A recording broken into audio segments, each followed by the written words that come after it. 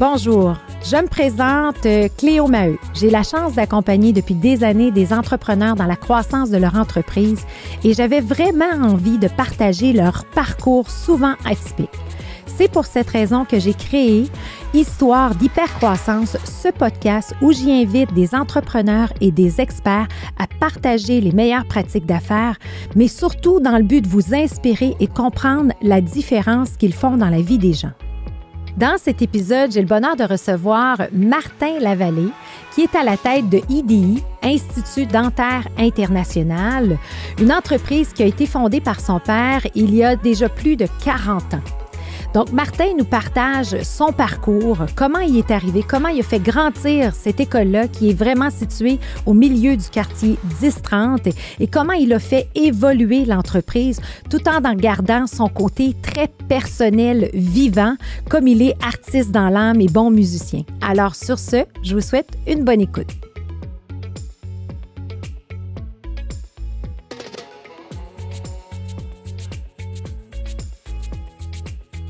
Martin Lavallée de IDI, bienvenue.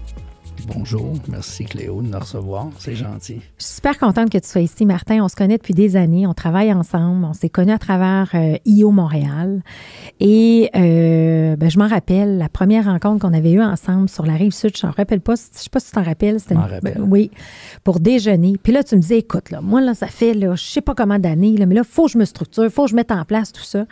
Mais j'étais charmée par comment tu avais une intuition en affaires.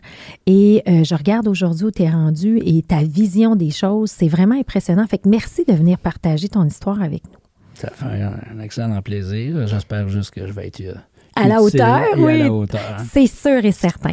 Martin, dans les gens qui font mon podcast et pourquoi j'ai créé Histoire d'hypercroissance, c'est que je trouvais que trop souvent, sur les plateformes justement de podcast ou de télévision, on avait toujours les mêmes entrepreneurs. Tu sais, c'est comme s'il y avait 4 entrepreneurs qui avaient du succès au Québec, on voit toujours les mêmes. Mais moi, j'ai la chance de collaborer avec des gens qui visent l'hypercroissance, qui se structurent, qui investissent et tout. Et l'Institut a plus de 40 ans, si mes calculs sont bons.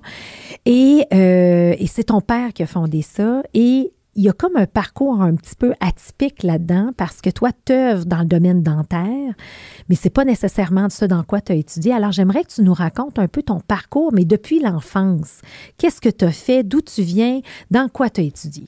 L'Institut dentaire international qui a été fondé en 83 par mon père, mais moi, je suis né en 69. Donc, évidemment, mon enfance, ça a été une enfance très axée famille. J'ai 4 sœurs, donc ça fait une famille de 5. On est très près, 5 enfants, 5 ans. Donc, ça a été les années 70 là, à l'école primaire avec toujours les valeurs très familiales. Je m'en rendais pas compte parce que je vivais là-dedans. Mais évidemment, aujourd'hui, je vois que ça fait partie de moi. Là. Et je te dirais que là, j'ai passé pas mal toute mon enfance sur la Rive-Sud de Montréal, à Saint-Bruno. J'étais à l'école à Longueuil, puis au collège français. Ensuite, on était à Saint-Bruno, et puis j'ai fait mon secondaire à Saint-Bruno. Mes sœurs m'ont toutes suivi. Je suis l'aîné de la famille sur les 5, donc tout fait notre parcours là. Mais pour te dire, je vais te faire une confidence, puis là, je le vis avec mes 3 garçons qui ont l'âge d'avoir à choisir ce qu'ils veulent faire dans la vie. Je peux pas bien les chicaner parce qu'au même âge qu'eux, à même âge, autour de 17, 18, 19, là, j'ai jamais su ce que je voulais faire. C'est pas facile, hein? Et c'est mon dur. père était dentiste, pour être un exemple. J'avais le goût d'être dentiste, pour dire la vérité. Je trouvais ça, je savais pas trop ce qu'il faisait, mais il avait l'air heureux. Et ma mère est restée à la maison avec les 5 enfants, évidemment. Donc, le seul modèle que j'ai eu, en fait, c'est peut-être la dentisterie. Et puis, je me suis dit, bon, regarde, je vais étudier en sciences santé. On verra ce que ça va donner. Bien, évidemment, j'en suis pas très fier aujourd'hui, mais ça m'a amené où ça m'a amené. Mais au cégep, je me suis pas vraiment donné, disons-le. J'avais d'autres priorités dans la vie. À ce moment-là, la musique, les voitures, les filles, tu peux imaginer, là, c'était tout à fait normal. Oui. Sauf que les notes n'étaient pas à la hauteur pour entrer en médecine et médecine dentaire. Dans ce temps-là, ils appelaient ça de la cote Z. Aujourd'hui, c'est la cote R. Dans le temps-là, c'était la cote Z. Oui. Fait qu'évidemment, ça a été Ça a été Mais impossible. tu sais qu'on a le même parcours. Hein? Moi, mon père était médecin. Je viens d'une famille de médecins. Mon grand-père était médecin. Je suis la plus vieille de la famille. Puis mon père dit, ben là, je veux en avoir au moins une. Et le cégep étant le cégep, là, je sais pas à quoi qui sert, anyway, là, tu sais. Fait que moi aussi, j'avais pas les notes, mais j'avais appliqué à McGill, ben, j'avais 85 de moyenne. Mon père avait fait faire des lettres. Il voulait donc que je m'en aille en médecine. Fait qu'on suit les traces, mais évidemment, j'ai pas été là-dedans. Puis encore pire, j'ai été en microbiologie, pensant me reprendre pour la médecine, mais là, je suis tombée célibataire, 6 filles à l'université. Fait que c'est ça. Fait que je te comprends. Bon, ben, c'est exactement. Moi, je me suis retrouvé à faire... écoute, j'ai été accepté en droit à l'époque, puis en architecture, j'avais visé un peu partout, et en administration des affaires. Puis finalement, j'ai fait mon choix, étant encore dans l'inconnu. J'ai dit, gars, qu'est-ce qui va m'ouvrir le plus de portes? On m'a tous répondu l'administration des affaires. À l'époque, mon père a insisté pour que j'aille là-dedans. Et j'ai fait mon bac à UHSC. Il fallait choisir, encore une fois, qu'est-ce que tu veux faire? De la finance, de la comptabilité, de l'entrepreneuriat, les ressources humaines, les TI. J'étais encore aussi perdu. J'ai dit, qu'est-ce qu'on choisit? Il va dire, dans le doute, prends la comptabilité. Il y a plus de crédit. Ça va t'ouvrir peut-être plus de portes. Et c'est là que j'ai découvert que je n'aimais pas la comptabilité. Après 1 an et demi sur 3 de fait, je n'ai pas abandonné parce que dans mon temps, c'était comme un tabou là, d'arrêter en plein milieu. Et donc, j'ai terminé le bac en comptabilité et j'ai même tenté de devenir CA avec l'examen uniforme, le 2 ans de vérification publique que ça prenait. Puis après 1 an et demi, j'ai décidé, je ne suis pas à ma place. Puis j'ai décidé d'aller faire une maîtrise en administration parce que j'étais déjà là-dedans, mais j'ai dit, là, je sors de la comptabilité, puis je suis allé faire une maîtrise en marketing international. Tu vas me dire international, c'est parce que à l'époque, on commençait, c'est au début des années 90, Internet n'était pas là, mais on commençait à avoir des programmes de MBA international qui venaient surtout d'Europe et des États-Unis. Et j'ai eu la chance de rencontrer par hasard quelqu'un qui m'a dit « moi, j'enseigne à l'UQAM, je m'en vais en échange en Europe.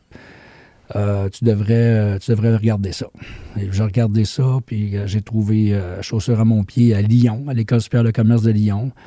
Pourquoi j'ai choisi Lyon? Il y avait Paris, l'NCA. Il y en avait un paquet en Suisse, puis etc. Puis j'ai choisi Lyon parce que quand je suis allé visiter ces places-là, j'ai rencontré une fille qui avait déjà un logement. Puis tout était déjà beaucoup plus simple pour moi, logistiquement parlant. J'ai dit, regarde, c'est sûr que je vais aller là, je n'aurais pas à me chercher un logement. Puis ça, elle connaissait déjà les airs, puis tout ça. Parce qu'en Europe, dans ces moments-là, il n'y avait pas de dépanneur, il n'y a rien. Tu sais, j'ai dit, regarde, ça va me faciliter la vie. Fait que je suis allé là. Ça a été un excellent choix. J'ai adoré mon 14 mois. C'était un MBA intensif, là, sans vacances, là, je veux dire, 4 sessions d'affilée. Et ça a été... ça a été une révélation. Je me rappelle pas grand-chose, honnêtement, du cours de marketing puis de toutes ces choses-là, mais je me rappelle de l'expérience que j'ai eue là-bas. Oui. Et de rencontrer des gens de partout. C'était le fun. On était... la moitié était français, évidemment, mais l'autre moitié ne venait pas de la France. Donc, ça a été... pour moi, ça m'a sorti pas mal de mon enfance, ou en tout cas mon pattern local. Et j'ai eu des offres là-bas pour travailler avec, mon Dieu, à l'époque, il y avait 3 offres sur la table pour pouvoir faire ma thèse là, de maîtrise. C'était à Bordeaux, c'était Michelin. Okay. Et à Aix-en-Provence, c'était Procter & Gamble. Puis à Paris, c'était L'Oréal. Wow! Puis là, moi, j'ai dit, sais-tu quoi, je m'ennuyais de ma famille, je m'ennuyais de mes amis. J'avais tout vendu avant de partir là. Puis j'ai dit, je suis dû pour venir. Et L'Oréal avait, et ils ont toujours, je pense, là, une branche à New York et à Montréal qui s'appelle Cosmère, c'est comme un agent, en fait, là, mais en tout cas, ça appartient à L'Oréal. Et finalement, j'ai décidé de le faire là. Fait que je suis revenu, je travaillais pour L'Oréal là, pendant 18 mois, fait ma thèse là.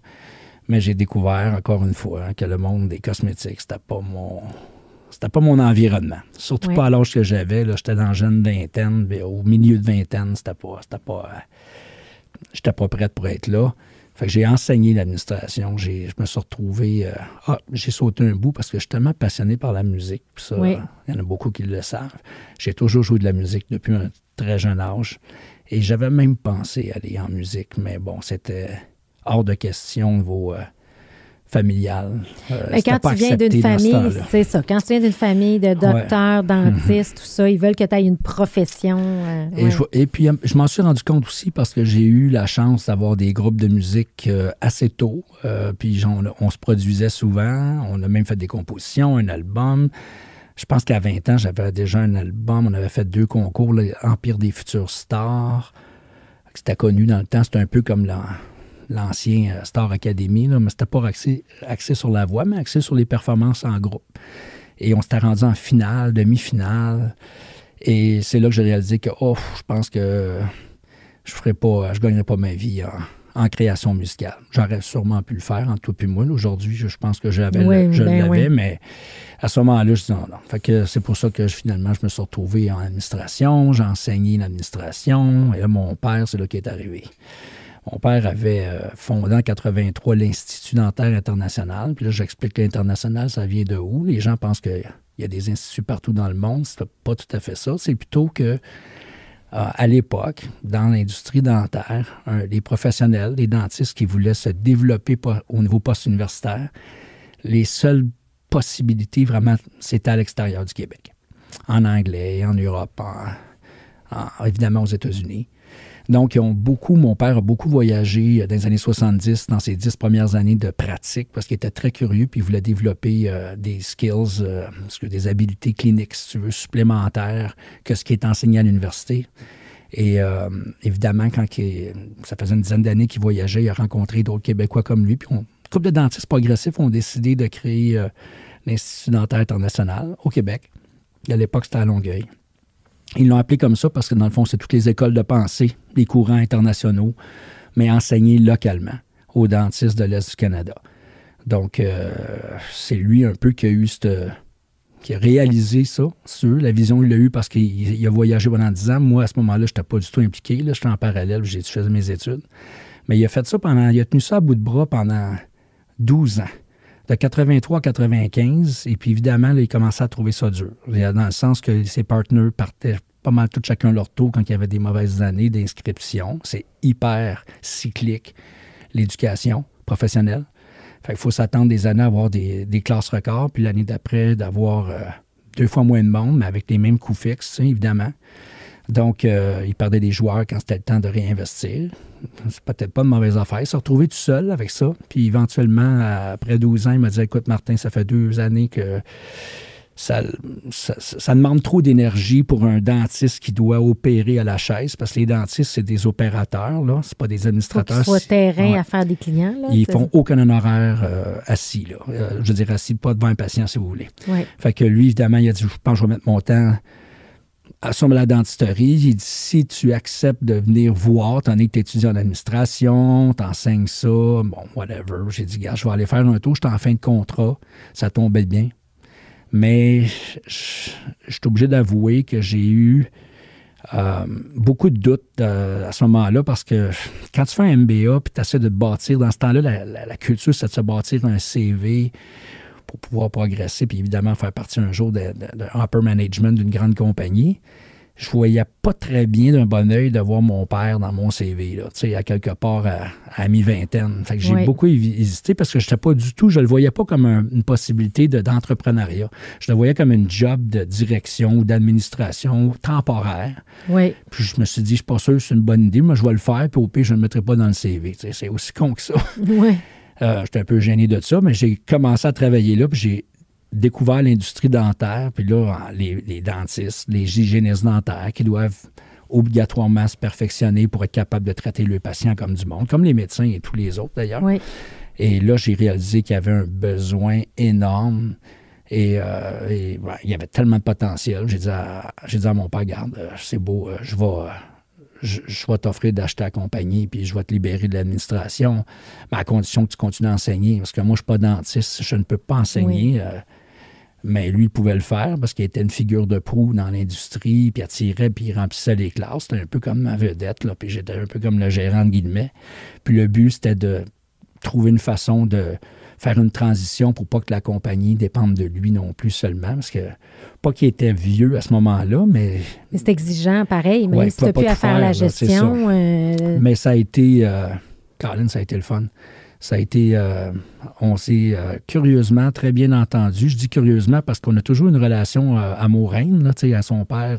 Puis moi, comme je vous dis, je me cherchais pas mal quand j'étais jeune, je jouais de la musique. J'étais pas son exemple numéro 1 qui parlait d'un souper là, avec fierté. Là. Je suis sûr qu'il était fier de moi, mais il n'y a pas tant que ça.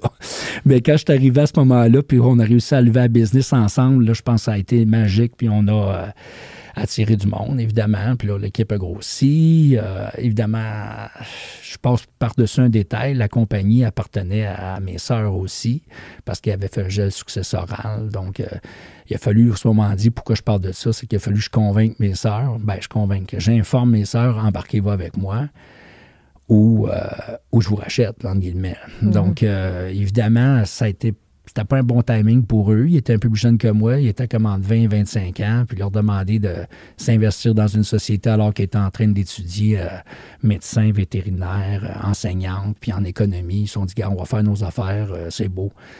Donc, j'ai repris la compagnie seule, entre guillemets. Là. Puis j'ai fait ça avec mon oncle. Le frère à mon père était là.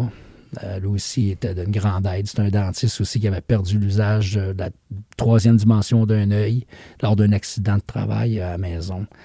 Et il ne pouvait plus pratiquer. Donc, mon père l'avait comme intégré à travers la compagnie familiale. Chic type, feu Luc Lavallée. Il a vraiment été un autre bon exemple de comment être agréable avec le monde qui nous font confiance. Puis, parce qu'on reçoit des dentistes tous les fins de semaine, nous autres, depuis maintenant 40 ans. Wow. Et parce que dans l'industrie dentaire, ça marche.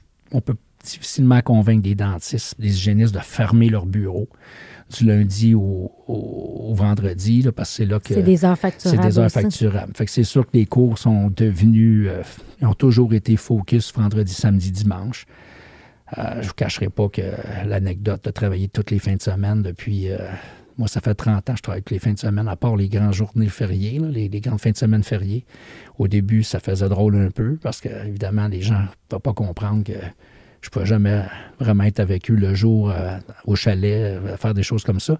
Mais ça ne m'a jamais manqué parce que j'ai tellement trippé avec les clients parce qu'on leur parle le reste de la semaine, quand on leur vend, on leur présente nos cours, quand on les aide, mais quand ils viennent au bureau, à l'Institut, pour venir suivre des cours la fin de semaine, c'est là que c'est le plus plaisant, parce qu'on peut être avec eux, on peut dîner, on peut souper ensemble, puis on peut progresser par discuter de leur plan de carrière, puis c'est là qu'on apprend comment qu'on peut comme école, puis là, ça a dépassé grâce à toi, ça a dépassé les bornes d'être juste une école. C'est devenu beaucoup plus large. On a une offre de services beaucoup plus intégrée. C'est pas juste des formations dans une classe. On a de la consultation en bureau. On a des services organisationnels pour les dentistes propriétaires. Anyway, c'est très, très large. Je t'apprends rien.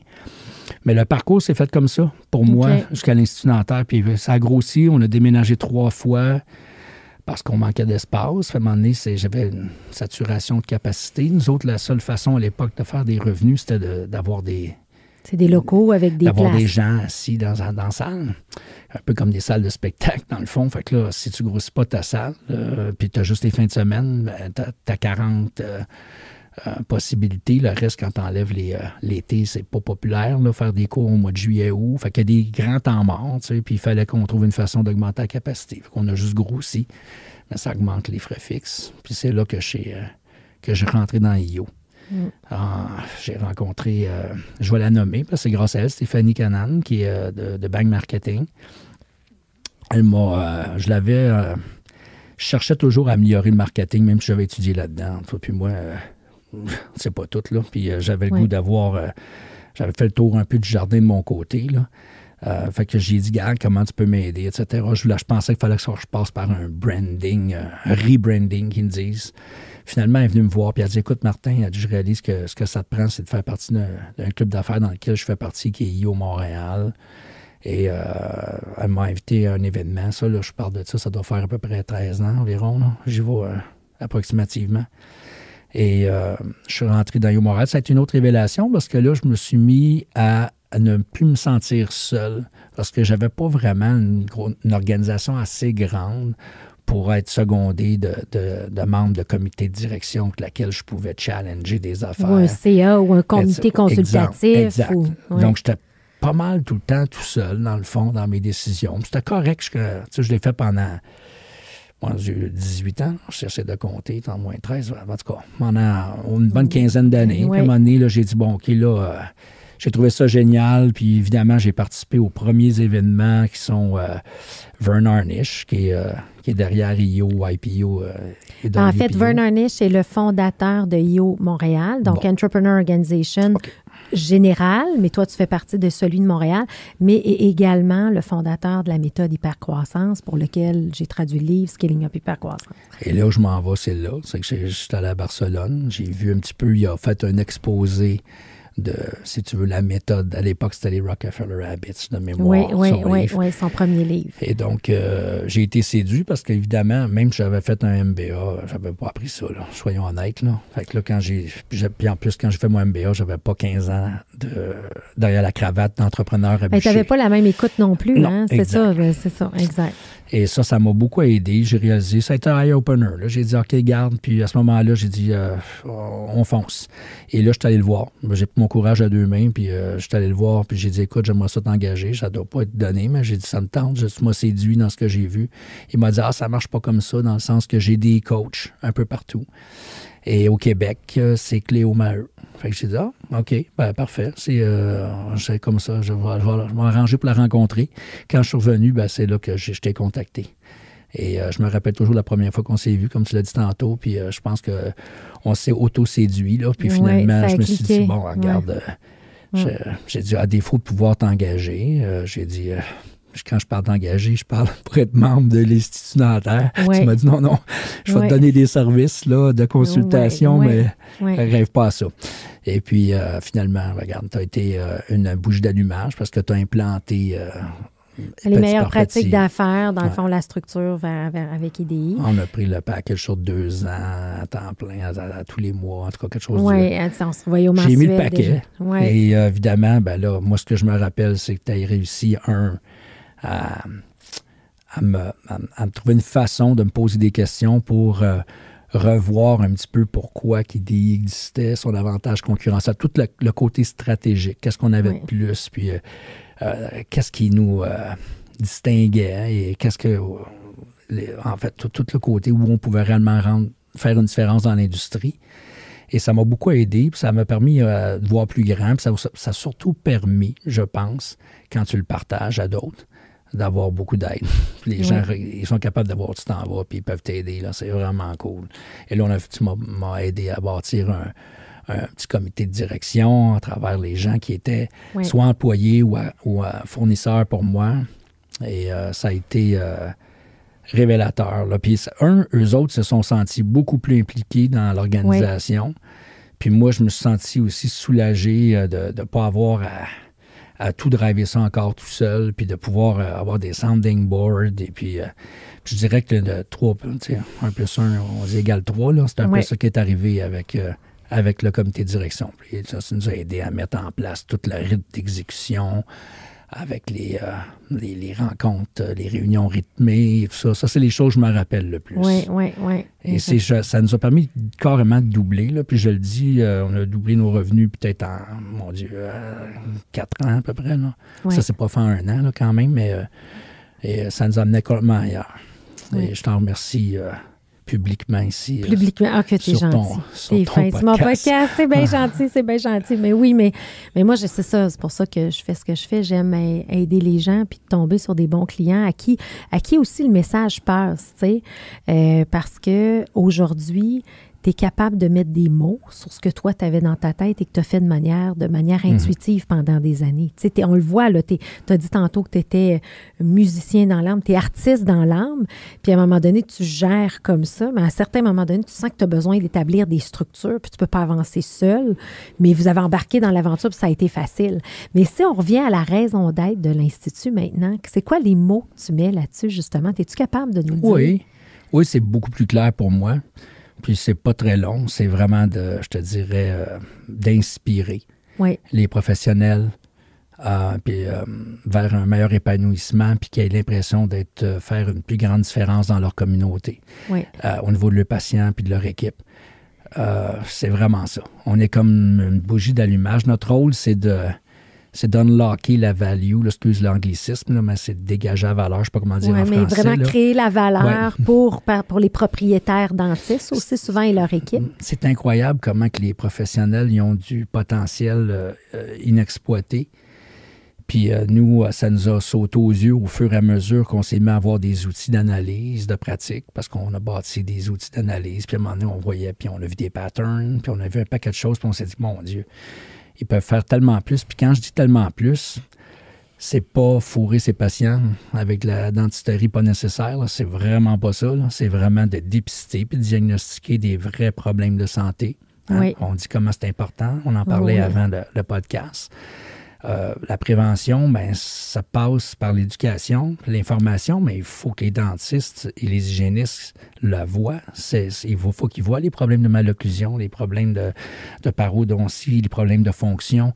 Et avec tout le respect que j'ai pour les universités, parce qu'ils font vraiment ce qu'ils peuvent pour partir les jeunes, c'est pas suffisant. Là. Puis c'est même dans toutes les professions. Puis malheureusement, il y a encore une culture chez les dentistes, quand ils finissent, qu'ils savent tout. Puis je ne sais pas si c'est à l'université qui leur dit ça. J'ai aucune idée. Je suis pas assis avec eux autres dans la classe. Oui, mais il y a comme des types de professions que tu sors de là, puis tu as ton diplôme, puis you know everything. Tu sais, c'est comme... Oui, particulièrement les docteurs, là, ça fait ça un peu. Là. Mais bon, évidemment, ils retombent vite de leur bulle quand ils se mettent à traiter des patients, là, puis avoir une pratique, puis ils réalisent que, oh, attends une minute, là.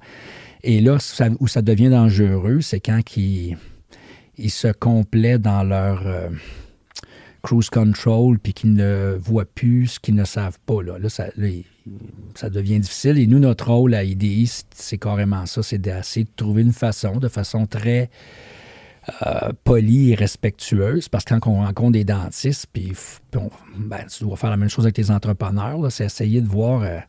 écoute, je pense qu'on peut vraiment t'aider. Je ne suis pas en train de te dire que tu es un cave, là, parce que c'est un peu, ça peut sonner des fois, mais il y a tellement de choses qui est possible. Ça tente qu'on le regarde ensemble.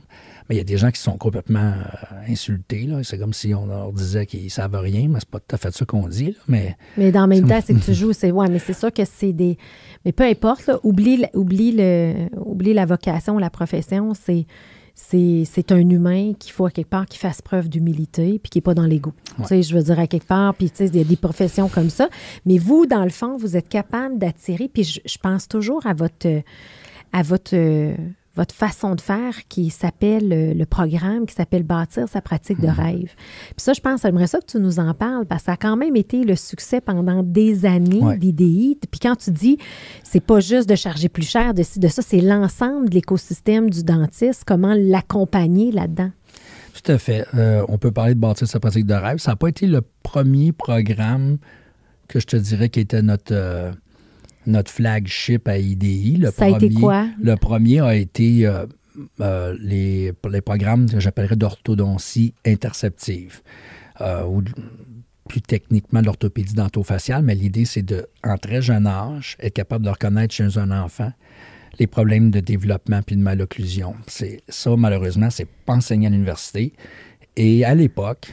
on a toujours pensé que c'était un crime. Là. Je dis on, là, c'est la personne qui parle parce que je ne pratique pas dans un bureau, mais ce que j'ai compris des dentistes qui ont créé IDI trouvaient ça tellement dommage que les dentistes qui traitaient ces patients-là, puis avec leur plus grand amour et plus grand cœur, mais ne sachant pas comment dépister les problèmes de malocclusion, pouvaient juste dire, attendez, je vois bien que les dents sont croches, je vois bien que... je vois bien que, bon, je ne vais pas rentrer dans les détails, là, des malocclusions, il y en a plusieurs types. Oui.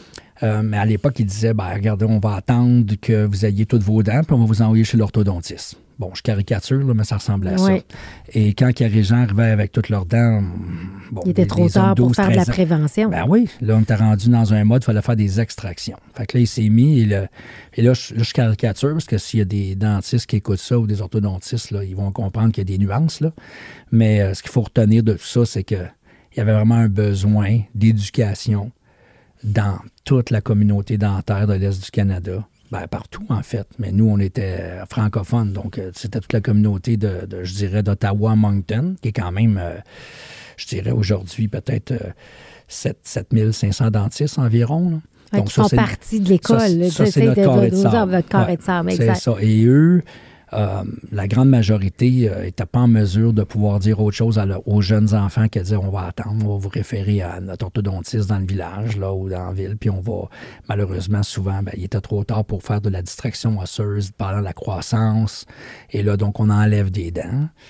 Ça paraît bien quand tu as 15-16 ans, ça paraît pas tout quand tu l'enlèves, mais quand on vieillit, c'est pas pour rien qu'on a 28 dents dans la bouche, là, c'est parce que ça développe le visage. Et quand on manque de dents, ça creuse avec les années. Si on regarde de côté, puis les gens, c'est pour ça qu'on voit souvent les gens qui ont perdu le dent, qui les ont fait enlever. Au Québec, c'était très populaire dans les années 50, au lieu de réparer. Là. Ils se retrouvent tous avec des visages creusés. Là, tu te ramasses avec d'autres problèmes. Il y a des fontes osseuses qui se créent automatiquement. Puis là, c'est pas le fun quand on vieillit puis qu'on n'est pas capable d'être fonctionnel au niveau dentaire parce qu'on fait tout avec notre bouche, donc manger. Et ça devient un problème. Fait que c'est sûr que nous, c'était ça notre rôle. Au départ, c'était le flagship, c'était l'orthodontie. Fait qu'on a fait ça. On est devenu très populaire parce que c'était hyper éthique. Je ne vous cacherai pas qu'il y a eu beaucoup de guerres politiques parce que les orthodontistes disaient « Hey, c'est pas votre job là, de commencer à les traiter. Nous, envoyez-nous-les, puis on va s'en occuper. » Mais on trouvait ça dommage, parce que la communauté orthodontique à l'époque, ça a changé, là, heureusement. Mais à l'époque, on trouvait ça dommage qu'ils laissent les enfants se développer de même. Fait que là, on a développé beaucoup de cours en orthodontie interceptive. Ça nous a rendu très populaires. Mais à un moment donné, on s'est rendu compte, et c'est là que je passe au programme organisationnel, si tu veux. Parce que ça, on parle de techniques d'habilité clinique. Là. Mais un dentiste, c'est un entrepreneur parce qu'il ne travaille pas pour le gouvernement. Il faut qu'il paye un loyer, il y a une équipe, ou s'il est propriétaire, il y a tous les enjeux qu'un businessman a, là. Et un peu comme un vétérinaire, un pharmacien, puis un optométriste. Même s'ils font partie d'un ordre professionnel, il faut quand même qu'ils soient habilités à gérer efficacement. Exact. Et c'est là que tu as vu dans le marché qu'il y avait un trou de potentiel perdu aussi dans les cliniques. Exact, parce que là, on enseignait beaucoup d'habiletés cliniques. Il y en a qui avaient naturellement de bons patterns d'entrepreneurs pour être capables d'implanter ces nouvelles connaissances-là, si vous voulez, au sein de leur équipe, au sein de leur communauté, parce que si on retourne dans les premières années d'IDI, l'âge moyen, là, le persona, là, c'était un dentiste qui avait à peu près 35 à 45 ans. Donc, il avait un bon, plus que 12 ans d'expérience en général, et donc son bureau, il avait traité quand même beaucoup de monde, en plus, il était souvent payé rendu là. Donc, pas le même mindset au niveau investissement de soi-même, pas le même capable de parler à des patients. Ça fait 12 ans qu'il parle à des patients.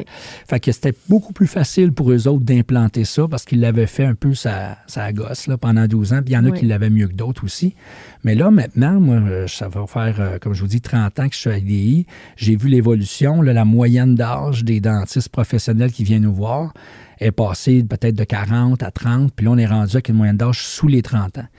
Et beaucoup moins de millage, excusez l'expression, pour ces dentistes-là, beaucoup moins d'expérience à savoir comment présenter des plans de traitement sans avoir l'air trop nerveux, si tu veux, sans se sentir trop imposteur et tout ça. Et là, on a senti un réel besoin de les aider au niveau organisationnel. C'est comment qu'on présente aux patients, exemple, toute l'expérience d'un client qui s'adresse puis qui rentre dans la clinique dentaire, qu'est-ce qu'on peut faire pour lui donner l'impression qu'il est accueilli puis qu'on sait quoi qu'on fait ici, puis qu'il vive une belle expérience, qu'il ait le goût de référer sa famille et ses amis. Là. Ça n'a rien à voir avec les habiletés cliniques. Là. Je ne suis même pas rendu là. Non, c'est vraiment relationnel, humaine, de business. Carrément, là. C'est des verbal skills, mais c'est aussi un paquet d'autres choses. Et c'est aussi, je vous dirais, je pense que toi, tu as étudié là-dedans, l'optimisation de la production, si je ne me trompe pas, en ingénierie. Lean Six Sigma, oui. Bon, chez un bureau de dentiste, la chaîne de production, c'est son agenda aussi. Là. C'est comment il va placer ses rendez-vous dans sa journée. Ça fait, tu peux facilement avoir la même production en 4 jours qu'en 5 jours quand tu es bien organisé dans ton agenda. Tu vois ce que je veux dire? Oui. Et là, je ne parle même pas de survente aux patients. On fait les mêmes traitements. C'est juste la façon qu'on les place dans l'horaire. Oui. Et ça permet d'être beaucoup plus confortable comme équipe quand on travaille sur, mettons qu'on fait la même production avec 80% de l'énergie. C'est toujours plus intéressant. Là. Et donc ça fait partie du cours, bâtir sa pratique d'horaire. Puis la délégation, il y a un paquet de choses qui peuvent être faites légalement au niveau délégation, puis il y en a qui n'en profitent pas de ça. Donc ça, nous, on leur donne en fait un paquet d'outils puis de protocoles pour optimiser les rouages organisationnels de leur bureau. Puis ça, moi, c'est je pense bâtir sa pratique de rêve. Puis ça, je pense aussi, on part. Puis ce qui est intéressant, c'est que vous partez quand même avec un diagnostic. Tu sais, vous avez des experts qui sont capables d'évaluer où ils en sont. Comme moi, je le fais dans le monde d'entrepreneurs, mais vous le faites de cette façon-là. Après ça, vous les accompagnez. Puis vous, avec le temps, vous avez vu c'est quoi les meilleures pratiques pour optimiser ça. Et là, vous offrez ce cours-là. Et les gens le prennent. Puis dans le fond, sont juste gagnants, eux autres. Ça vise la croissance. Puis, évidemment, il y a des systèmes de monitoring. On mesure aussi un baseline avant qu'ils arrivent, puis on leur offre l'opportunité de mesurer les progrès. Et on n'a pas vraiment le choix parce que c'est pas un cours qui est gratuit non plus, là. Oui.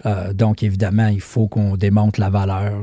C'est pour moi que ça soit 3 fois plus rentable que ça lui coûte là, dans le 2 ans qui suit. Sinon, le retour sur l'investissement. Sinon, on ne serait pas en affaires, c'est sûr. Donc, il faut qu'on monitore ça. Donc, on le fait. Puis ça leur permet aussi de réaliser un paquet de choses parce que souvent, les dentistes, ils n'apprennent pas ça à l'école, ils monitorent rien. Ils ne font pas ça. C'est pas... ils sont là pour aider à résoudre les problèmes buccales. Ce que tu as dans la bouche. C'est correct. C'est juste qu'à un moment donné, des fois, ils se retrouvent dans des patterns qui sont vraiment pas productifs. Puis là, c'est la frustration de l'équipe embarque et tout ça. Oui. Ça crée des vibes que le patient va sentir. Puis là, c'est un downward spiral, c'est un upward spiral. Nous, ce qu'on essaie de faire, c'est de trouver toutes sortes de trucs pour retrouver une énergie, si tu veux.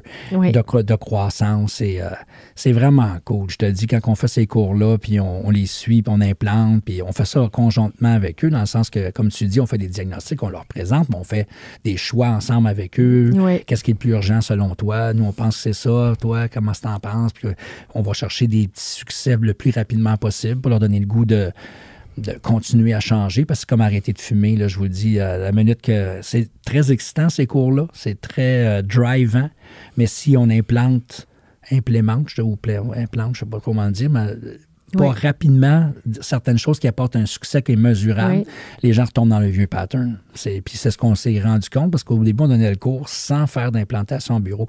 On leur donnait le livre de recettes dessus, puis on leur disait, regarde, faites ça ensemble. Toi puis moi, tu sais bien très bien, c'est comme si tu me donnais le livre de recettes, même si je lis le livre Scaling Up 3 fois. La réalité, c'est que, regarde, tu as tellement de choses à gérer dans ta vie, puis eux autres, les patients, ils ont heure après heure, à un moment donné, ils retombent dans leur vieux pattern. Fait que il faut qu'on soit capable maintenant d'offrir des services aussi où on se rend dans les bureaux. Fait qu'on a une équipe de consultantes qui se déplace puis qui vient changer des habitudes pour que puis qui découvre rapidement, finalement, c'est mieux comme ça. On ne reviendrait pas en arrière. Et puis, si en faisant ça, moi, en tout cas, personnellement, ce que j'ai envie de vous dire, c'est que je le réalise, là, ça va faire une 20aine d'années qu'on fait ces cours-là. Puis je trouve ça tellement... ça m'a beaucoup épanoui de voir qu'on pouvait faire une différence. Oui. Puis là, je ne parle pas juste de moi, là, je parle de l'organisation. Chez des professionnels puis un paquet de monde, parce que c'est toutes les équipes au complet qui en bénéficient, c'est toute la patientèle de cette communauté-là. Et je le voyais pas avant parce que c'était trop court terme. Mais là, ça fait... Puis je vois les gens, puis éventuellement, les dentistes qui sont venus, qui étaient plus jeunes, maintenant, ils font une transition avec les plus jeunes. La première affaire qu'ils font, ils disent, gars, je veux que tu ailles suivre ce cours-là. Puis c'est vraiment... ça fait du bien. C'est un impact positif. De savoir aussi. qu'on a réussi à faire quelque chose. Puis on est pas assis sur nos lauriers, là. On est tout le temps en amélioration continuelle, mais je te dirais que ça nous donne le gaz de continuer, de voir qu'on a fait une grande différence. En tout cas, dans la communauté, je te dirais francophone des dentistes hygiénistes de l'Est du Canada, qui est notre carré de sable, nous qu'on a choisi. Là. Parce que toutes les fois que je parle, je parle à un dentiste quelconque francophone, il va connaître l'Institut. Oui, maintenant, oui, là, je le dis sans prétention parce que ça fait 40 ans aussi. Oui, tu as une belle notoriété et tout. Oui, puis on est devenu, grâce à toi aussi, plus visible. Je suis obligé de reconnaître là, que tu as fait une grosse différence dans notre... J'en profite de leur dire une autre fois, là, parce que ça me fait vraiment plaisir d'être ici, parce que on ne serait pas, en fait, où est-ce qu'on est sans...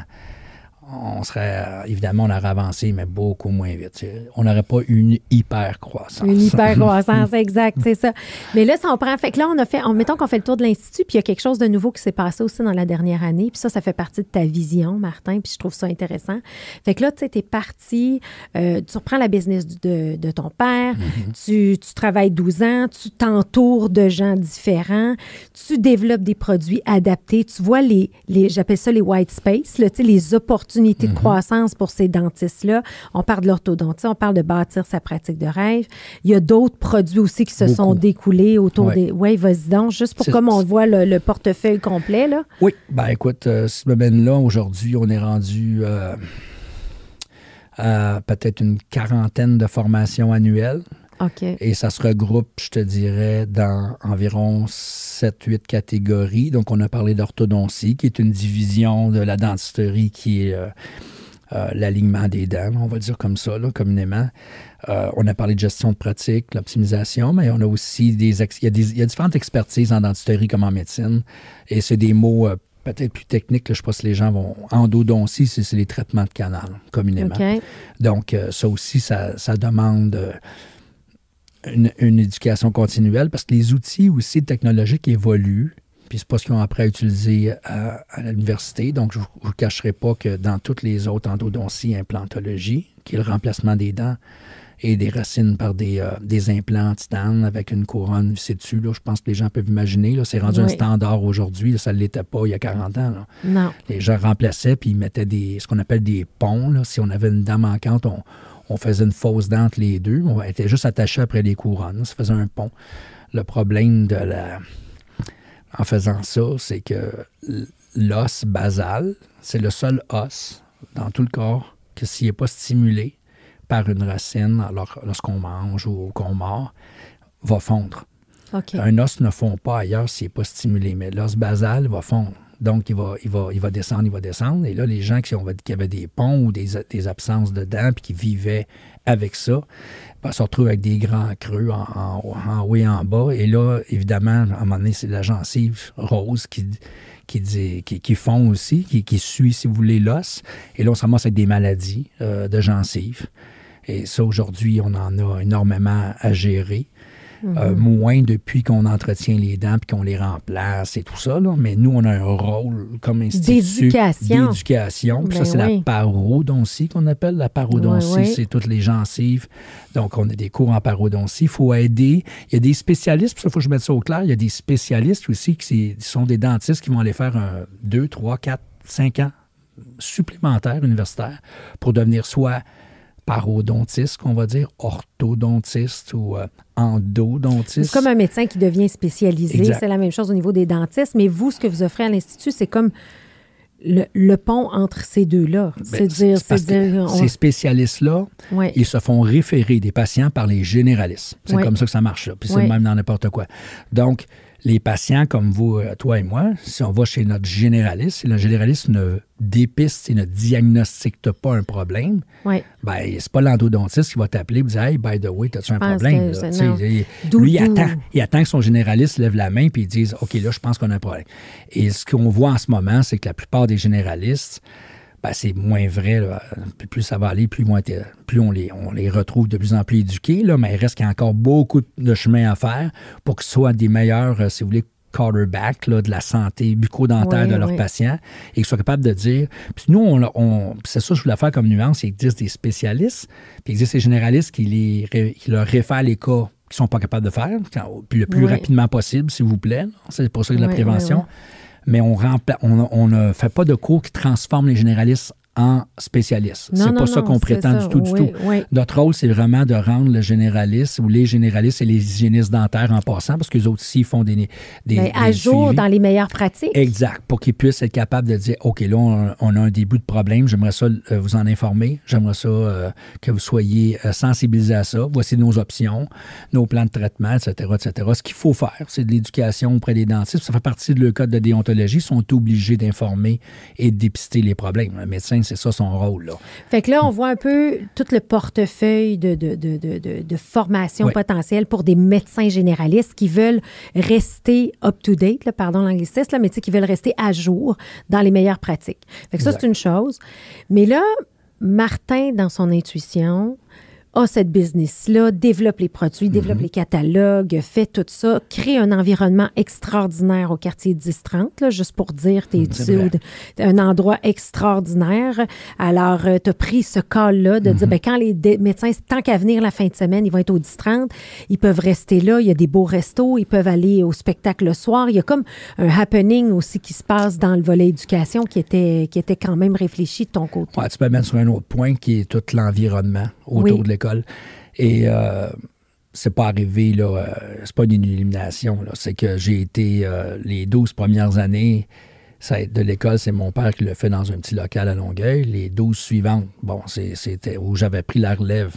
Je l'ai fait ailleurs à Longueuil, un petit peu plus grand, mais je me suis vite aperçu qu'on n'avait pas les amenities en français, je ne sais pas comment dire ça, mais on n'avait pas l'hôtel, les stationnement, avantages, tous les avantages toutes les commodités. Ouais. Parce que les gens viennent 2-3 jours, faut que ça soit facile pour eux autres. Là, stationner le véhicule en pleine nuit, il ne faut pas que je change de côté de rue à toutes les 2 heures. Ça ne marche pas. Là, Il faut aussi faut pas qu'il y ait besoin nécessairement de prendre un taxi de 20 minutes à chaque fois, le matin puis le soir, pour aller à l'hôtel. Mais ça, je l'ai vécu pendant 12 ans. Puis des restaurants qu'on avait, c'était des hot dogs puis des egg rolls. Là, ça ne marche plus, là, ça. Là, puis, fait que j'ai dit, OK, garde. Quand que le bail, on avait la chance de renouveler, j'ai dit, je déménage. Ouais. Un, pour avoir plus de capacité, puis deuxièmement, pour avoir tous les avantages qui vont en tirer des dentistes puis des équipes qui aient le goût de rester puis de rendre l'utile à l'agréable. Faire un genre de Las Vegas, si tu veux, sans casino. Là, là je me suis dit, OK, qu'est-ce qu'il y a? Et j'ai commencé à faire le tour. Il y a quelque chose qui m'a inspiré beaucoup. J'ai voyagé aux États-Unis, souvent dans des congrès. Oui. Et j'ai eu la chance de rencontrer un gars qui s'appelle Imtiaz Manji, qui n'est pas un dentiste, mais qui a été aussi un entrepreneur, qui a bâti essentiellement à peu près la business qu'on a aujourd'hui. Et il l'a fait à Scottsdale. Oui. En Arizona. Il a fait ce qu'il appelle le Scottsdale Center of Dentistry. Et ça, quand j'ai visité ça, j'ai eu une illumination. J'ai dit, c'est en plein ça qu'il faut faire. Oui. Bon, évidemment, à une échelle non américaine, mais québécoise. Mais ça a été aussi fou comme rêve. Là. Quand je suis revenu, j'ai fait ça a bien tombé, le 10-30, le quartier 10-30 que pas mal tout le monde connaît maintenant, à Brossard, était en éclosion. Ça venait juste de commencer. Mais déjà, il y avait un hôtel, déjà, il y avait un spa, déjà, il y avait des cinémas, déjà, il y avait des restaurants, des bars, des boutiques. Le stationnement à l'intérieur, 1500 places gratuites à l'intérieur. J'ai dit, OK, là vraiment, on a un sweet spot ici. Oui. Et on a trouvé un local de 5000 pieds carrés, 6000 pieds carrés. Je dis, c'est déjà 3 fois plus gros que ce que j'avais à Longueuil. Je dis, gars, ça va être beau. On fait ça. Et ça a été vraiment bien tombé dans ma vie. Je te dirais que les gens disent, t'es visionnaire. Oui, mais je te dirais que j'ai été aidé par les opportunités. Je les ai ramassées quand ils m'ont passé d'en face. Oui, mais en même temps, il y a un principe de Jim Collins qui appelle le return on luck.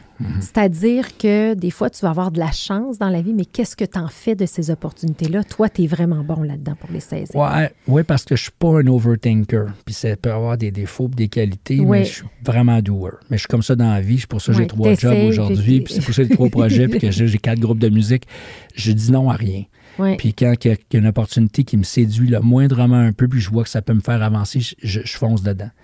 Fait que ça n'a pas été différent avec ma business. Là. Et puis donc, on a décidé d'en faire non pas 5 000, on a pris 2 locaux, un à côté de l'autre. On a loué pour 12 000 pieds carrés. Mon père, à l'époque, avait pris sa retraite. Il m'a dit, je reviens avec toi. Ça me tente je trouve ça beau, ton projet, ça me redonne de l'énergie. Mon père, je ne suis pas différent de mon père, puis il n'est pas différent de moi, entre guillemets, dans le sens que je pense qu'il déjà, en ayant vendu sa pratique, puis pris sa semi-retraite, il commençait déjà à s'ennuyer après 1 an. Quand j'ai décidé de bouger, il a dit, ça me tente trop d'embarquer avec toi. Fait que, il est revenu comme dentiste pour que je sois capable, puis c'est ça qui est la particularité de l'école qu'on a aussi, puis on n'en a pas parlé, c'est qu'on n'a pas juste des classes avec des cours théoriques. Les dentistes, c'est des habiletés cliniques beaucoup aussi. Là. On ne parle pas des cours organisationnels ici, là, mais des cours cliniques. Il faut que vous soyez capable de pratiquer sur des patients, les mettre en pratique, parce que sinon, ça ne donne rien à en parler. C'est comme essayer d'apprendre à nager sans piscine, dans le fond. Là. Fait que nous, on s'est bâti une piscine à côté, c'est-à-dire un centre dentaire. Et avec plusieurs salles, pour qu'on soit capable de faire nos cours et traiter des patients. Et mon père m'a dit, ça n'avait aucun bon sens au niveau montage financier parce que déjà une clinique dentaire avec des ça coûte énormément cher. Oui. Et aujourd'hui, je pense que c'est 400 000 ça peut monter, là, avoir une salle ou deux. Là. Fait que imagine quand t'en fais 7-8, ça monte très, très vite. Et moi, je n'étais pas dentiste, donc je pouvais pas vraiment rentabiliser ça. Mais mon père m'a dit, écoute, ce qu'on va faire, j'ai dit, bâtis ça. Moi, je vais pratiquer. On va engager des jeunes. On va faire une transition rapide. Puis avec tes dentistes, nous, on va louer tes salles la semaine pour t'enlever cette pression-là. Et la fin de semaine, ben, toi, tu les utilises pour les formations. Ça m'a permis d'attirer un paquet de bons praticiens parce que là, on travaillait avec les mains. Là. Oui. Et là, au lieu d'avoir juste des académiciens, ceux qui enseignent, puis les gens apprenaient, mais c'était pas la même magie. Là, on est devenu vraiment une école, pas mal la seule, en fait, qui a eu la chance d'avoir les deux. Oui. Puis si tu viens combiner en plus le quartier 10-30 avec tout ce que j'ai dit au niveau environnement, on s'est retrouvé à avoir un genre de joyau là, où c'était très le fun. Puis c'est arrivé en pleine crise économique en 2008. Ouais. Et puis là, bien évidemment, toutes les banques ont comme un peu freaké, puis mes conditions, taux variables, tout a changé. Ça m'a coûté... en tout cas, je ne parlerai pas de chiffres ici, là, mais ça m'a coûté beaucoup plus cher que ça devait coûter. Et la deuxième année, autant c'était un beau projet excitant, autant c'était difficile de faire ses frais. Puis je ne sais pas pourquoi j'ai tenu le coup. Là. À un moment donné, ça s'est mis à lever. Puis là, j'ai dit, OK, là, je pense qu'on voit la lumière au bout du tunnel. Puis 2-3 ans après, on a eu un air d'aller. Puis tu es arrivé dans ce temps-là. Puis là, on dirait que tout a décollé.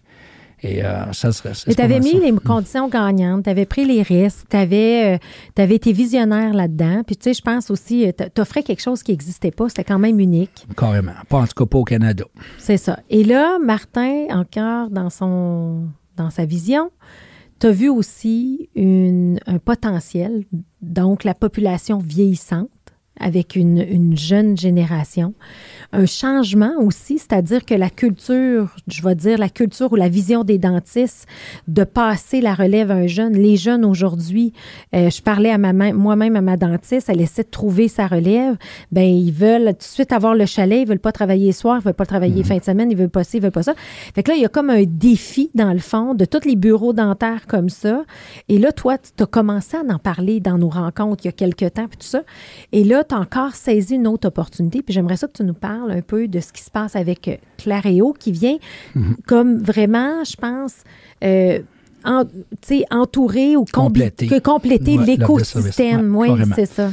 C'est quelque chose que je n'avais pas vu avant. Tu l'as dit, c'est récent. Ça date de peut-être 5 ans. Cette vision-là s'est développée parce que je parle beaucoup à mes clients. C'est devenu des amis. On se voit à tous les week-ends ou à peu près. Et c'était pas quelque chose dont on discutait avant, mais depuis quelques années, j'ai la plupart des dentistes qui ont mon âge dans la mi-cinquantaine, mais beaucoup me disaient pendant les pauses ou les breaks ou entre deux cours, écoute Martin, ça fait 25-30 ans que je bûche ma business et je vois pas qui peut reprendre. J'ai engagé des jeunes dentistes il y a 7-8 ans qui travaillent avec moi. Bien le fun, plein de bons dentistes. Mais à l'époque, il y avait été question qu'éventuellement, ils me rachèteraient. Tu sais. Mais à la minute qu'on se met à parler d'argent, ils choquent. Ils ne veulent pas faire la gestion. Là, je caricature encore une fois parce qu'il faut faire des généralités. C'est pas tout le monde qui est comme là, ça, mais quand même. Je vous dirais qu'aujourd'hui, la grande majorité des jeunes dentistes, c'est pas un jugement, là, c'est vraiment une nouvelle génération. Je le vois chez mes enfants aussi. Là, ils veulent pas gérer une équipe. Ben, pas à l'âge où ils sont, ça leur fait trop peur. Et puis, ça ne leur tente pas non plus d'investir puis de payer des montants énormes parce que je peux imaginer qu'ouvrir une clinique dentaire ou acheter une clinique, la valorisation des bureaux, elle a explosé aussi pour toutes sortes de raisons économiques. Là. Et puis, évidemment, ça devient très difficile pour un jeune dentiste là, d'emprunter quelques millions pour acheter un bureau. Et puis, peu importe son âge, là, souvent on va estimer dans la vingtaine ou jeune trentaine. Et la féminisation aussi de la dentisterie. Veut pas, on forme des familles et tout ça. Fait que les femmes ont tendance à être plus, je dirais, moins attirés, en tout cas, là, je le remarque dans mon industrie. Je ne sais pas si c'est pareil ailleurs. Ben là, moi, je le remarque ailleurs aussi. Tu sais, c'est comme, on dirait que, je sais pas si c'est parce qu'ils ont vu leurs parents travailler comme des fous, là, on va dire ça. Mais tu sais, tu dis, j'ai peut-être pas envie de ça, j'ai pas besoin d'un titre, je veux du sens dans ma vie, je veux avoir du temps pour les loisirs. En même temps, on a à apprendre de cette génération-là. Je trouve ça beau de les voir aller, tu sais, dans le sens que... Rien à dire, mais la réalité est là, c'est qu'il y a vraiment un gap qui grossit entre les seniors et les juniors. Puis c'est pas juste en dentisterie, même les fermes et tout ça, il n'y a pas de reprise. Ça s'est rendu excessivement cher. J'aime ça faire la comparaison avec les fermes parce que ça a vraiment explosé, la valeur. Et les jeunes, ils peuvent plus. Ils regardent ça et ils disent, regarde. Fait que là est arrivé tout l'avènement des private equity qui ont dit, hey, nous autres, on la voit. Moi, je ne l'ai pas inventé, là, cette opportunité-là. Je l'ai vue, puis j'ai vu dans l'industrie dentaire depuis 7-8 ans, est arrivé des private equity qui ont dit, regarde, nous, on va embarquer. Donc, le dentiste senior, on va te faire un beau chèque de la valeur. Tu ne seras pas perdant dans ta valeur de pratique. On te demande de rester. Mais ils n'avaient pas vu, eux autres, l'importance, parce que souvent, les private equity, ce pas des opérateurs, là, c'est des investisseurs. Ils se fiaient, ils attachaient le senior, si vous voulez, avec une production, un out et tout ça pendant 5 ans. Puis ils s'imaginaient que finalement, ça se développerait, puis 5 ans plus tard, ça pourrait avoir lieu. Ou les private equity avaient une vision très à court terme, puis ils pensaient flipper ça avant 5 ans. Fait que c'était pas dans leur préoccupation. Et j'ai vite vu que je me suis dit, bon, ben garde, là, peut-être qu'on devrait trouver une façon de travailler avec du private equity ou un family office, peu importe, là, quelqu'un qui a les sous pour pouvoir financer ça, parce qu'avec les banques, ça ne fonctionnait pas. Et qu'on soit capable de soulager nos clients qui nous suivent depuis des décennies en leur offrant une opportunité de transition qui était win-win pour tout le monde. Celle-là, c'est de bien valoriser le bureau, pas le chipper down au niveau valeur, leur permettre de pouvoir encaisser ou cristalliser ce qu'ils ont bâti pendant des années, mais de se dépêcher avec l'aide de l'école. Et puis c'est là que ça nous distingue des autres réseaux dentaires, puis les autres DSO et les groupes, là. C'est qu'on a une école, qu'on est capable d'accélérer la croissance des jeunes. Puis les accompagner. Là, tout ce que tu viens de nous expliquer. Ils sont capables de reprendre la relève assez rapidement pour que le senior puisse sortir en dedans de 3-7 ans. Là, c'est pas qu'il soit obligé de rester là un autre 15 ans. Ça n'a pas d'allure, ça. Alors, toi, en fait, tu as développé un partenariat avec Claréo.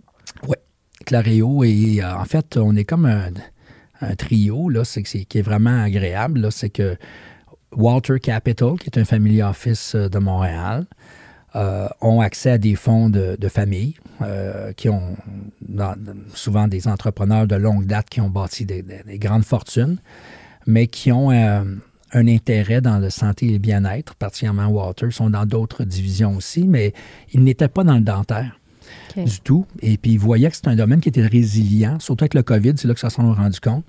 Et fait qu'ils ont dit, OK, on pourra aller dans le aider et puis rendre service. Et bien évidemment, ils ont commencé par s'adresser à un dentiste de Gatineau qui avait déjà créé, si tu veux, un réseau d'une dizaine de cliniques dans la région de l'Outaouais et qui avait bâti avec ses amis si vous voulez, de l'administration, un bureau qui était capable de bien gérer et des bureaux pour soulager les dentistes au niveau de la comptabilité, du marketing, les ressources humaines particulièrement, et tout ça. Fait que là, ils ont dit, OK, ben on a de quoi. Ben, Walter ayant vu que ce bureau-là, ça s'appelait pas Claréo à l'époque, ça avait un autre nom, Groupe Santé Dentaire, Dr. Alain Tivierge. Mais ils ont dit, parmi les groupes qu'on regarde là, dans le marché au Québec, c'est celui qui semble le plus être en mesure de scaler pour qu'on soit capable de supporter l'administration parce qu'ils ont l'équipe pour le faire. C'est comme s'ils avaient fait un pilote modèle avec 10 cliniques, tu sais. Oui, exact. Fait qu'ils ont dit, OK, fait que là, ils sont rentrés en partenariat avec donc Walter et Groupe Santé Dentaire ont ensemble créé, puis se sont dit, on va travailler ensemble, on va rebrander tout ça, on va appeler ça Claréo, pour toutes sortes de raisons. Et ils ont fait 1 an à tenter de grossir, mais là, c'est là que je m'en viens, il n'y avait pas grand-chose qui les distinguait des autres groupes, des autres réseaux. Fait qu'un dentiste, pourquoi j'irais avec vous plutôt qu'un autre, au chèque équivalent. Bon, je comprends que vous êtes du Québec, c'est le fun, là, c'est la fibre nationalisme, mais à part ça, c'est quoi d'autre? Et là, ils m'ont contacté. Et là, ils ont dit, si on avait su l'école avec nous autres qui était capable, puis je dis l'école, mais c'est plus que l'école, là, c'est l'organisation de services dentaires pour progresser puis accélérer la croissance des jeunes dentistes, on va avoir la recette. En tout cas, on va avoir les ressources pour être en mesure. Il s'agit juste de les aligner, de les communiquer, puis là, on en est là. Là, ça fait 1 an maintenant qu'on travaille les 3 ensemble. Donc, je suis rentré en partenariat avec eux carrément.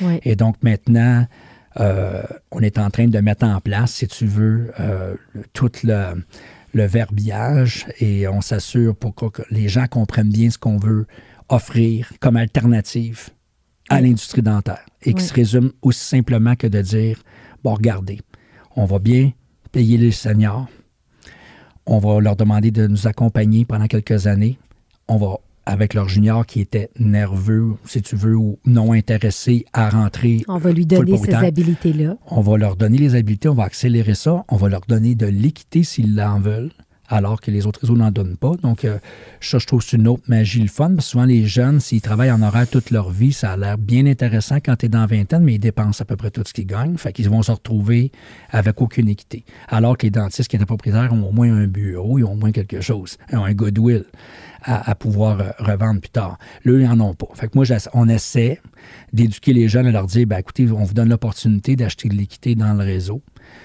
mais sans vous commettre sur des millions. Si vous n'avez pas ça, puis ça ne vous tente pas d'avoir cette pression financière-là, puis ça vous rend nerveux dans vos plans, avec vos patients, ça ne donne rien d'avoir des signes de dollars dans les yeux. Il faut que vous soyez encore vous-même. Oui. Et là, les gens peuvent, mais ce n'est pas une obligation, c'est un choix.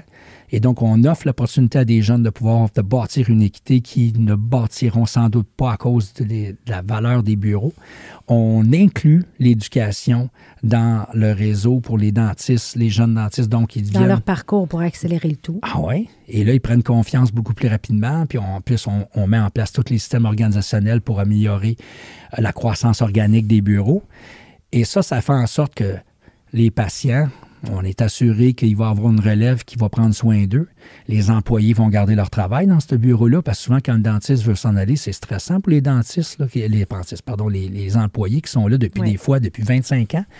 Et l'autre belle chose aussi, c'est que les jeunes se retrouvent à voir accélérer, si tu veux, leur croissance beaucoup plus rapidement.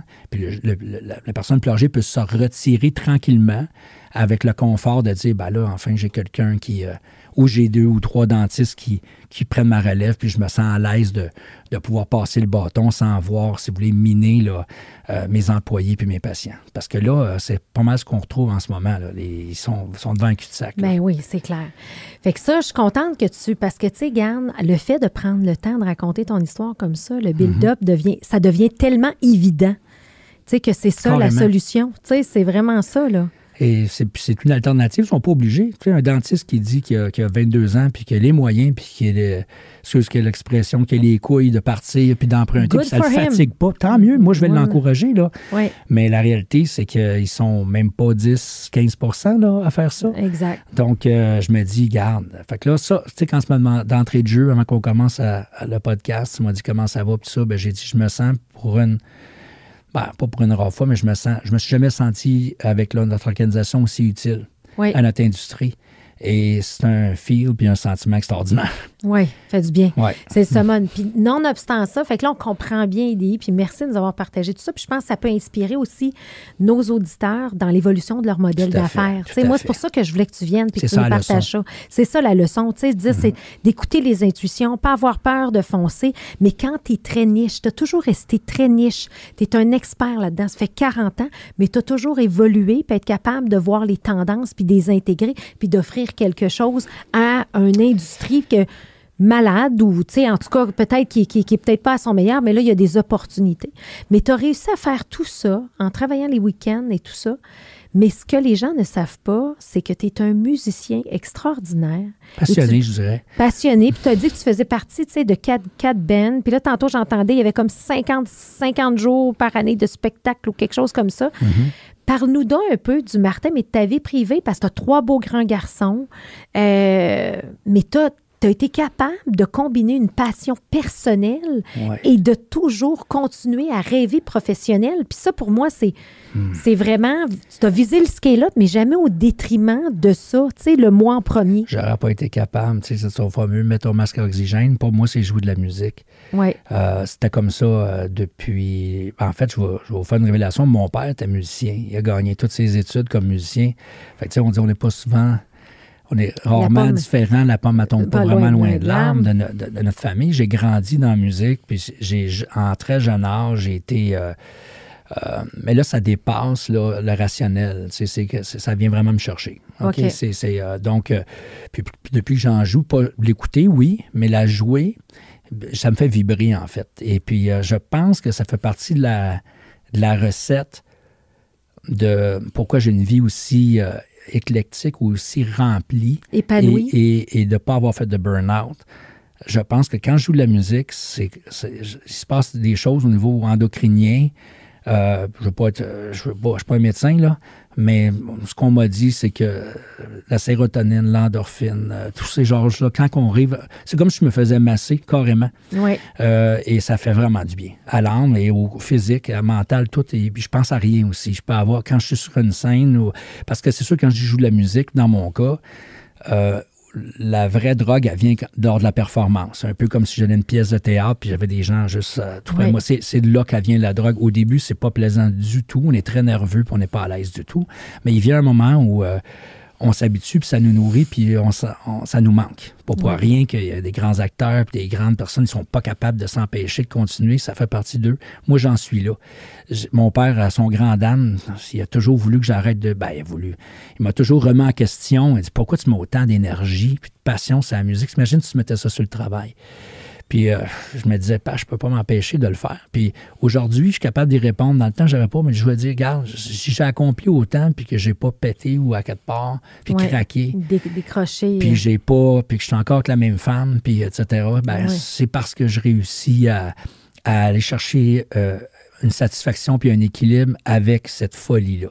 Oui. Puis ça, c'est vrai que c'est pas commun de voir, je le vois chez des musiciens, mais c'est pas commun d'avoir une vie comme la mienne, je te dirais. Là. Je me fais encore faire des remarques et disent qu'ils ne comprennent pas pourquoi je fais tout ça, mais la santé, la santé est encore là. Des fois, je m'en doute un petit peu. Je me dis, là, peut-être que je brûle la chandelle par les deux bouts solides. Mais non, mentalement, je n'ai jamais autant accompli. Puis tu me disais d'entrée, je n'ai jamais été aussi heureux. Je me sens utile dans mon travail.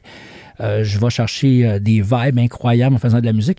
Puis de voir les gens aussi, quand on joue de la musique, je ne la fais pas juste de façon égoïste. Là. Je veux voir les gens triper aussi. Ben oui. Colin, c'est vraiment le fun. Et puis je fais du sport aussi. Bon, on essaie de faire tout en même temps. Puis on dort le moins possible. On dort le moins possible. Puis tes garçons, toi, tes vois-tu, est-ce qu'ils sont passionnés de musique? Tes vois-tu? Évidemment, ils ont tous joué de la musique. Là, juste pour les situer nos auditeurs, là, ils ont 15, 18 et 20 ce mois-ci. Oui. Donc, ils ont tous été attirés parce que quand ils me voyaient triper, je jouais dans un club med, on voyageait ensemble, ils me voyaient à la scène, ils voyaient bien que je tripais. Là. Ouais. Ils se sont dit, il y a quelque chose derrière ça, fait qu'il faut qu'on fasse de la musique. Fait qu'ils ont tous suivi des cours de musique, batterie, basse et guitare. Les trois faisaient un groupe ensemble. Ça a été des moments incroyables de pouvoir jouer avec eux. Mais ils ont fait ça, je te dirais, entre l'âge de 7 ans et 14-15 ans, puis ils ont éventuellement... Il y a tellement de choses dans la vie, puis ils sont tellement influençables. Il y a d'autres choses, hein. Ils ont voulu jouer au tennis, au golf, choses, les jeux vidéo aussi, là. En toi puis moi, je ne les avais pas dans le temps, mais les autres, ça fait partie de leur croissance, puis ils ont trouvé d'autres choses, ils ont décidé d'arrêter. Mais c'est comme le vélo, je suis convaincu qu'un jour, ils vont reprendre. Des fois, je les surprends à jouer du piano, parce qu'on a des instruments qui traînent partout chez moi. Fait que des fois, ils prennent des instruments, puis je les vois, puis je dis, OK, regarde, évidemment, ils l'ont encore en dedans d'eux. Fait que oui, ils ont vu ça. Ils aiment le sport parce que je suis un passionné de tennis et de golf. Là, je joue à tous les semaines au tennis, l'été, l'hiver et printemps et automne. Puis l'été, je joue au golf le plus souvent que je peux, mais soyons honnêtes, j'ai de la misère à jouer plus que 15 parties avec la vie que j'ai là, par été. Mais c'est... Mais tu transfères ces valeurs-là aux enfants. C'est ça. C'est ça. Les gars vont bien. La partie où c'est plus c'est plus difficile comme père, puis ça fatigue moins ma femme, là. C'est le fait de les sentir perdus encore dans leur choix. Puis que je le disais tantôt, que moi, j'avais eu de la misère à ce moment-là à voir clair. C'est normal, il faut juste être patient. T'sais, ils ont des bonnes valeurs, sont dans des bonnes valeurs familiales, il faut juste avoir confiance. Je reprends les mêmes patterns que mon père. Regarde, puis là, j'essaie de dire, OK, je m'en mêle pas, là, je vais les laisser. On s'en fait trop. Mais tu sais, on a hâte qu'ils trouvent chaussures à leurs pieds, puis une passion, leur etc. X, puis leur raison d'être. C'est ça, sur leur X. Mais ils ont tellement de potentiel. Là, je suis tellement chanceux. Là, je t'ai vu aller avec tes garçons. Tu es tellement fière, puis tu as une femme extraordinaire aussi. Disons-le, là, ils retiennent plus d'elle que de moi là, pour leur... c'est incroyable parce qu'elle j'ai été chanceux. Elle a été à la maison pour s'en occuper. C'est ça qui m'a permis d'avoir une vie comme celle que j'ai, là. Puis elle te suit, tu sais, dans tes aventures, dans tes trips. Fait que c'est assez extraordinaire, la relation. Tu es en train de revivre un nouveau cycle après bientôt 23-24 ans. Là, les enfants sont à la veille de quitter. Fait on retrouve plus notre vie à nous. Elle me suit plus souvent. Je vais avoir, j'espère, plus de temps. Là. Mais je te disais tantôt, je pensais qu'il y avait une retraite, ça pouvait exister. Ça peut exister d'arrêter, mais je regarde mon père qui est obligé d'arrêter abruptement il y a 3-4 ans après qu'il ait repris avec moi, parce que ma mère a été diagnostiquée d'un cancer incurable. Fait que là, elle est encore en traitement de chimio-palliatif pendant le reste de sa vie, en fait. Ça fait 3 ans et demi, 4 ans. Et lui, c'est un gars qui roule à 120, 40, 150 000 à l'heure comme moi, puis il a arrêté à 2 000 à l'heure d'un coup. Se retrouver à la maison à faire... prendre soin de ta mère et tout ça. Ouais, c'est ça. Psychologiquement, je te dirais, là, pour être présent. Oui. Mais évidemment, il est beaucoup moins stimulé qu'il l'était. Moi, la leçon que je vais en venir, c'est que je pense que je vais continuer à rester occupé. Tant que tu peux, mais ça fait partie de toi, c'est ça. Puis, tu sais, pourquoi arrêter? Tant que la santé suit. Tant que la santé suit. Martin, écoute, merci beaucoup. Est-ce qu'il y a des choses que tu aurais voulu qu'on discute, qu'on n'a pas eu le temps de jaser? J'aimerais ça qu'on parle de toi. J'aimerais ça qu'on parle de moi. Mais les gens te connaissent déjà très bien. Oui, les gens me connaissent. Mais j'en profite pour te remercier pour une 3e fois ce soir. Oui. Cet après-midi ou ce matin. Ça dépend à quelle heure ça va sortir en direct. Oui. Mais ça a été une pierre angulaire dans ma vie, là. Bien, merci. Je te remercie. Le plaisir est partagé, puis moi d'accompagner des gens brillants, visionnaires qui savent s'entourer. Alors, ta sœur qui est avec toi dans l'entreprise, Geneviève, tu as une belle équipe, tu as Isabelle et tu as Denis. Alors, une super belle équipe de direction. Alors, je te souhaite de continuer sur cette bonne vibe-là, d'être épanoui et de faire tout ce que tu as envie. Oui, puis j'en profite aussi pour remercier, c'est vrai, là, les gens qui sont avec moi depuis tout ce temps-là, puis les nouvelles personnes, les nouveaux partenariats. Et c'est incroyable. C'est tellement du bon monde. C'est peut-être la plus belle chose, là, c'est d'être entouré de gens avec lesquels on s'amuse vraiment à accomplir des choses. Puis j'ai tendance à être pas aussi reconnaissant que je devrais l'être. J'essaie de développer ça. Mais je suis les patterns de mon père aussi, qui est un homme généreux, un homme amoureux, exceptionnel, mais que la reconnaissance, c'était plus difficile. Et moi, j'ai le même problème. Mais tu le fais quand même. Je le fais, mais tu me fais réaliser en me nommant mon équipe. Tu sais, j'en ai même pas parlé. Ça n'a pas d'allure. Tu sais, j'aurais dû... je l'ai dit que j'étais bien accompagné, là, mais... Tu l'as dit plusieurs fois que tu étais... du bon monde avec moi. Ah oui, je sais, c'est ça. Mais c'est parce que tu es une bonne personne, puis tu as un bon cœur aussi. Ouais, on l'a développé. J'ai grandi d'une famille amante. Je comprends. 4 sœurs, ça part bien. Oui. Hein? 4 sœurs, ne doit pas manquer d'amour, certain. Non, je sais pas s'il est au micro, ça serait réciproque, mais je pense que oui. Ça marche. Merci beaucoup pour tout. Merci beaucoup. À noter que tous les épisodes sont disponibles en format audio sur les principales plateformes de podcast et aussi disponibles en format vidéo sur YouTube. Si ce podcast vous a inspiré, sachez que vous pouvez retrouver tous les outils utilisés par ces entrepreneurs à travers une boîte à outils que j'ai cumulée au fil des années. Tout simplement vous rendre sur hypercroissance.com/outils. Pour en savoir plus sur Hypercroissance, n'hésitez pas à nous suivre sur les réseaux sociaux. On partage une panoplie d'informations, d'articles, d'outils pour vous aider dans votre croissance sur les réseaux sociaux. Et si ce podcast vous a plu, je vous invite à le partager avec quelqu'un à qui ça pourrait être utile. Merci et à bientôt.